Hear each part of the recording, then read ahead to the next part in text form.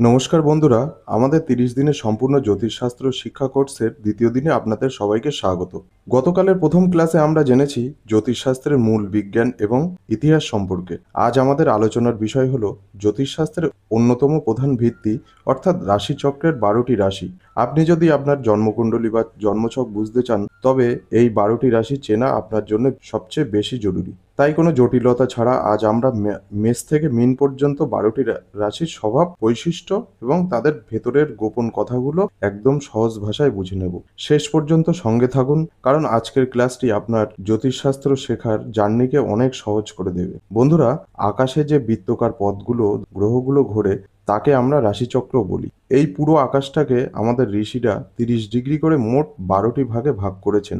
এই এক একটি ভাগকে বলা হয় এক একটি রাশি। পুরো রাশিচক্রের মোট মান হলো ৩৬০ ডিগ্রি, আর এক একটি রাশি হলো ৩০ ডিগ্রির। এই ১২টি রাশির নিজস্ব কিছু রূপ, প্রতীক এবং স্বভাব আছে যা আমাদের মানুষের চরিত্রকে নিয়ন্ত্রণ করে। আমাদের রাশিচক্রের প্রথম রাশি হলো মেষ রাশি। এর প্রতীক হলো ভেড়া বা মেষ। এই রাশির অধিপতি গ্রহ হলো মঙ্গল। মেষ রাশির মানুষরা সাধারণত খুব এনার্জেটিক, সাহসী এবং লিডারশিপ কোয়ালিটির অধিকারী হন। এরা যে কোনো কাজ খুব দ্রুত করতে পছন্দ করে এবং এদের মধ্যে কিছুটা চঞ্চলতা বা রাগ বেশি দেখা যায়। এরা কারো অধীনে থাকতে পছন্দ করে না। দ্বিতীয় রাশি হলো বৃষ রাশি। এর প্রতীক হলো ষাঁড়। এই রাশির অধিপতি বা মালিক হলো শুক্র গ্রহ। বৃষ রাশির মানুষরা খুব শান্ত, ধৈর্যশীল এবং পরিশ্রমী হন। এরা জীবনে স্থায়িত্ব পছন্দ করেন এবং খুব বিলাসবহুল জীবনযাপন করতে ভালোবাসেন। তবে এদের মধ্যে জেদ একটু বেশি দেখা যায়। এরা সহজে নিজের সিদ্ধান্ত পরিবর্তন করতে চান না। তৃতীয় রাশি হলো মিথুন রাশি। এর প্রতীক হলো এক যমজ, নারী বা পুরুষের যুগল। এই রাশির অধিপতি গ্রহ হলো বুধ। মিথুন রাশির মানুষরা কথা বলতে খুব ভালোবাসে। এদের কমিউনিকেশন স্কিল দারুণ হয়। এরা খুব বুদ্ধিমান, রসিক এবং যে কোনো পরিবেশের সাথে নিজেকে মানিয়ে নিতে পারেন।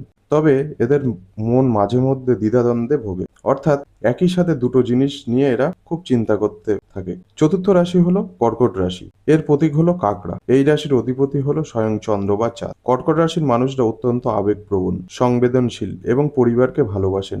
এরা অন্যের যত্ন নিতে খুব পছন্দ করেন। চাঁদের যেমন হ্রাস বৃদ্ধি ঘটে, তেমনি এই রাশির মানুষের মুড সুইং বা মনের ভাব ঘন ঘন পরিবর্তন হতে দেখা যায়। এরা একটু বেশি চিন্তাশীল প্রকৃতির হন।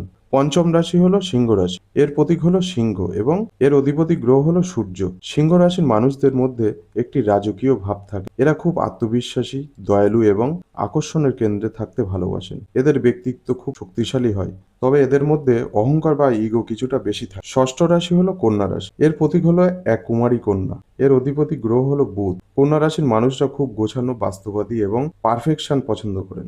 এরা যে কোনো কাজের খুঁটিনাটি বিষয়গুলো খুব ভালোভাবে লক্ষ্য করেন। এদের বিশ্লেষণ করার ক্ষমতাও দারুণ। তবে মাঝে মাঝে এরা অন্য মানুষের বা নিজের প্রতি একটু বেশি খুঁত ধরতে পছন্দ করেন, যা এদের স্বভাবের একটি অংশ।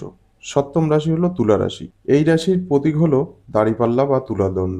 এই রাশির অধিপতি গ্রহ হলো শুক্র। তুলা রাশির মানুষরা জীবনে ব্যালেন্স বা ভারসাম্য রাখতে খুব পছন্দ করেন। এরা খুব শান্তপ্রিয়, রুচিশীল এবং দেখতে সুন্দর হন। এরা যে কোনো ঝামেলা বা বিতর্ক এড়িয়ে চলতে ভালোবাসে এবং সবার সাথে ভালো সম্পর্ক বজায় রাখার চেষ্টা করেন। তবে এদের সিদ্ধান্ত নিতে কিছুটা সময় লাগে। অষ্টম রাশি হলো বৃশ্চিক রাশি। এদের প্রতীক হলো বিছা বা কাকড়া বিছে। এই রাশির অধিপতি গ্রহ হলো মঙ্গল। বৃশ্চিক রাশির মানুষরা খুব রহস্যময় এবং গভীর চিন্তার অধিকারী হন।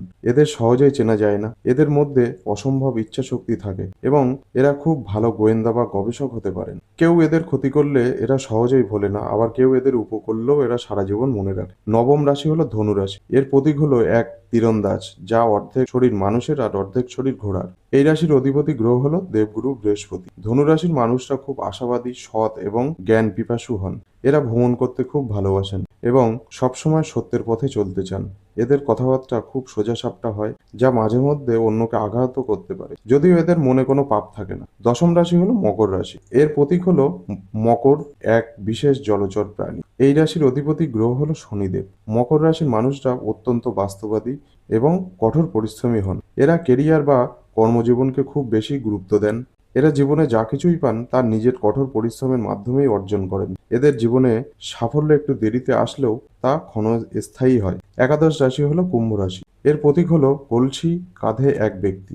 এই রাশির অধিপতি গ্রহ হলো শনিদেব। কুম্ভ রাশির মানুষরা খুব বুদ্ধিমান, দূরদর্শী এবং মানবিক স্বভাবের হন। এরা সমাজের জন্য, মানুষের জন্য কিছু করতে ভালোবাসেন। এদের বন্ধু ভাগ্য খুব ভালো হয়। এরা একটু গভীর প্রকৃতির হন এবং এদের চিন্তাভাবনা সাধারণ মানুষের চেয়ে অনেক উন্নত বা আধুনিক। আমাদের রাশিচক্রের দ্বাদশ এবং শেষ রাশি হলো মীন রাশি। এর প্রতীক হলো দুটি মাছ যা বিপরীত দিকে মুখ করে আছে। এই রাশির অধিপতি গ্রহ হলো বৃহস্পতি। মীন রাশির মানুষরা খুব আধ্যাত্মিক, কাল্পনিক এবং দয়ালু প্রকৃতির হন। এরা বাস্তব জগতের চেয়ে স্বপ্নের জগতে থাকতে বেশি ভালোবাসেন।